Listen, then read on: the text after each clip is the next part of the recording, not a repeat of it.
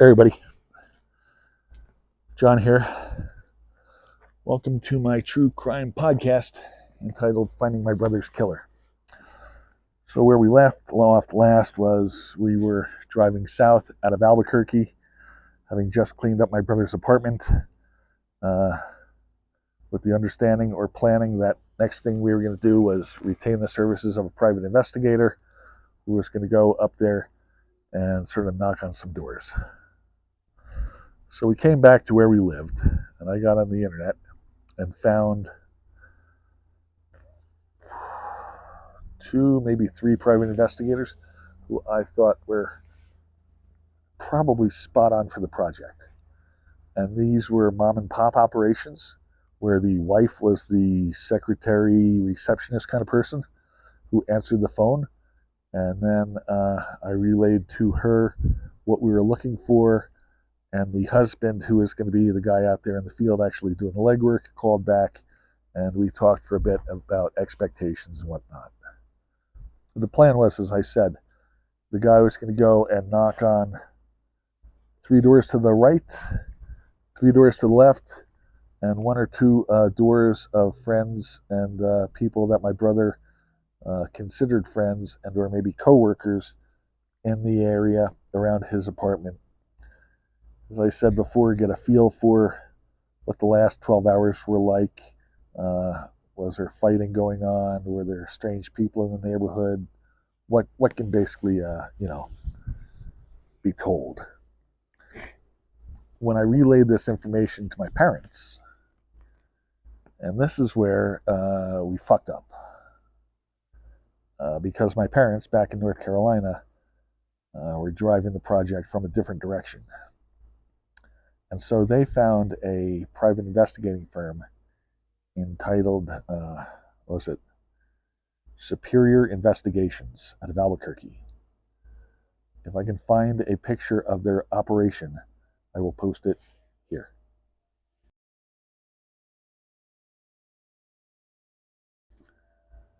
Now, if I can't find it, you didn't see it, but what it is the picture, it's a goddamn giant building.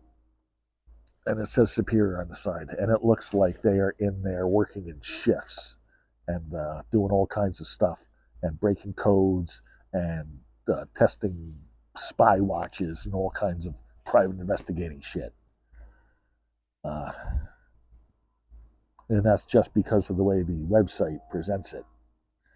Now, we were assigned a investigator by the name of a guy named Paul Martinez.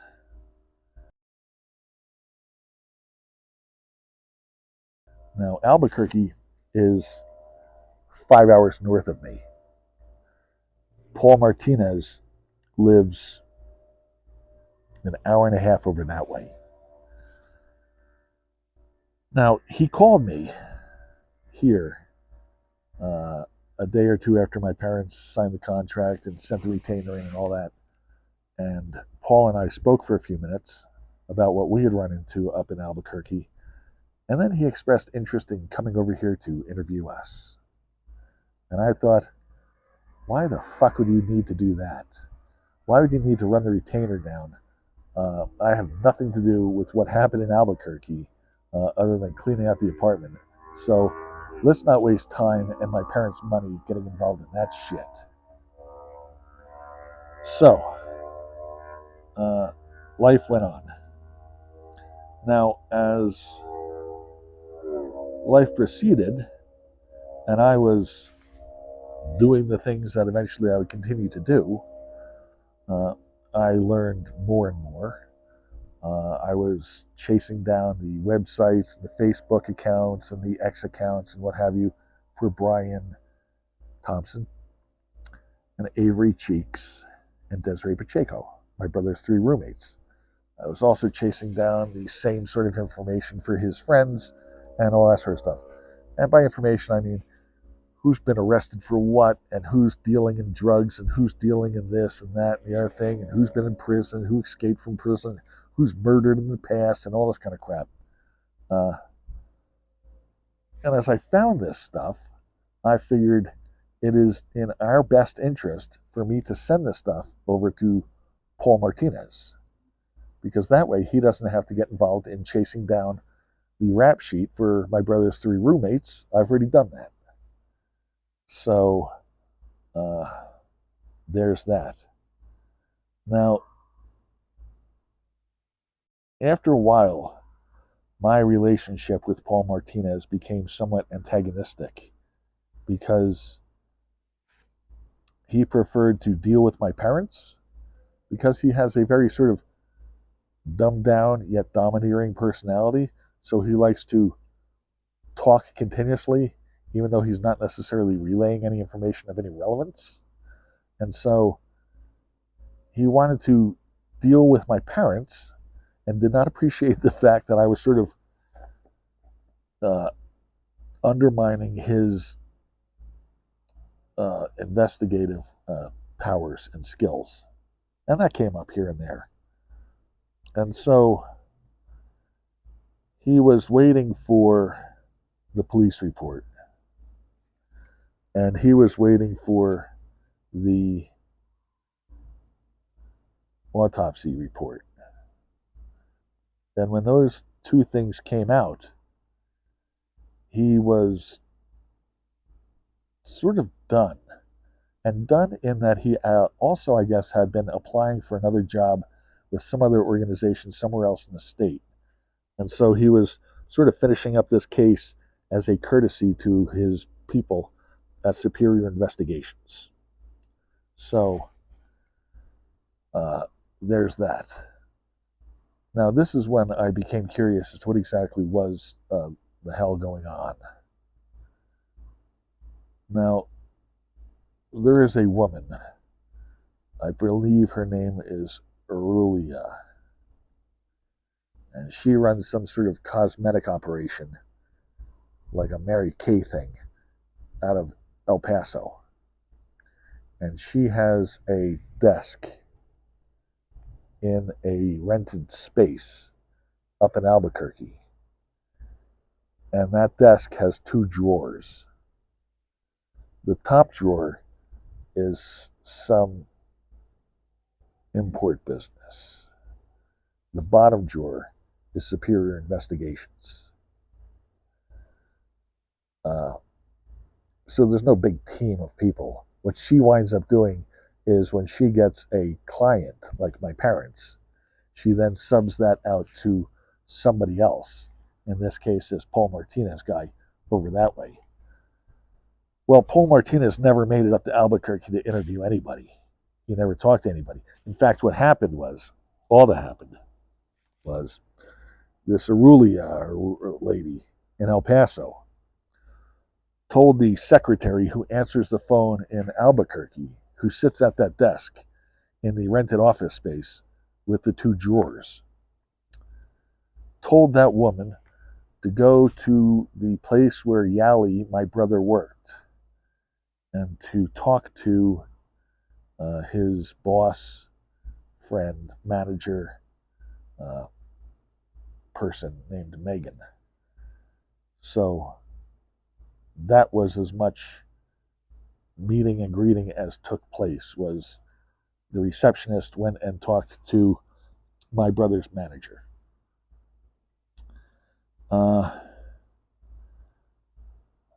As far as deliverables, my older brother lives in Oregon, and he has 2 children. A good part of the report that was generated for my brother Yali, who died in Albuquerque, was the rental history for my brother in Oregon's 2 kids. So where they were renting apartments in Oregon while they were going to school was a big part of this. Another part of this report was my brother Yali at some point was going out with a girl. I can't remember her name. I want to say it was Heather, but don't hold me to it. Who lives all the way up the top of the state in Bloomfield, New Mexico. Anyway, there was some credit report that was run on her because she bought a used car. That was part of this deliverable. as well as all the information that I had been feeding him about, like, my brother's friends' rap sheets and blah, blah, blah, and this kind of crap. So essentially, the retaining of the security or the private investigator was a complete waste of time. We had a Zoom meeting as the final installment of the deliverable. Paul Martinez was on the Zoom meeting from over there. The Aurelia lady was on the Zoom meeting from, I don't know if she was in El Paso or Albuquerque at the moment, doesn't matter. She didn't really contribute. My dad was on the meeting from North Carolina, and we were on the meeting from here in southern New Mexico. Now, my dad couldn't get his camera to operate, so he was just voicing in. The rest of us had cameras going. As I said earlier, this guy, Paul Martinez, likes to continuously talk about his own bullshit. And so when I wanted to question something or tell him he was blatantly wrong, I would have to raise my hand or wave or something like this to get that imbecile's attention. And then I would say what I was going to say. Now, there was one point where I guess he asked a question of my dad, and my dad failed to answer. And so they said, Mr., are you there? And my dad did not answer. So it's as if he had closed the Zoom call. That's okay. I can inquire. So I picked up my cell phone and dialed home, and I've got the cell phone while I'm Zooming. My dad answers the phone.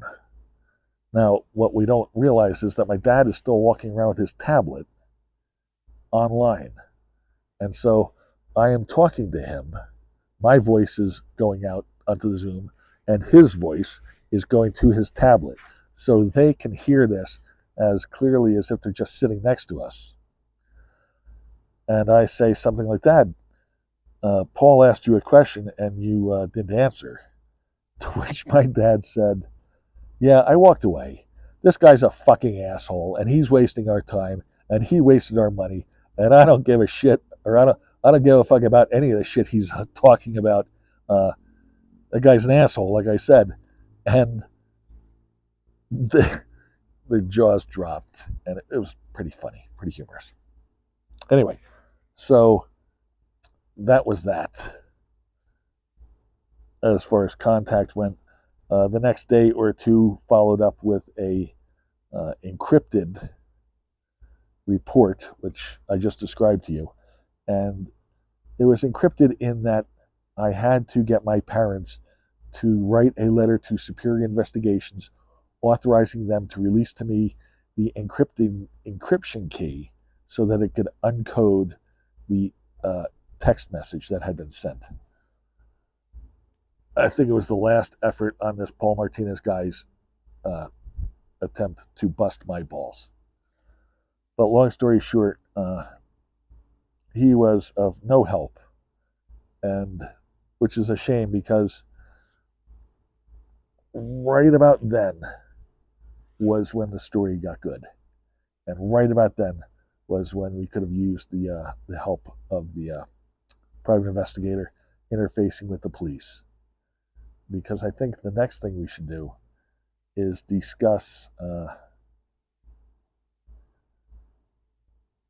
maybe the police. Anyway, we'll see what happens. That'll be in the next episode. Talk to you later. John out.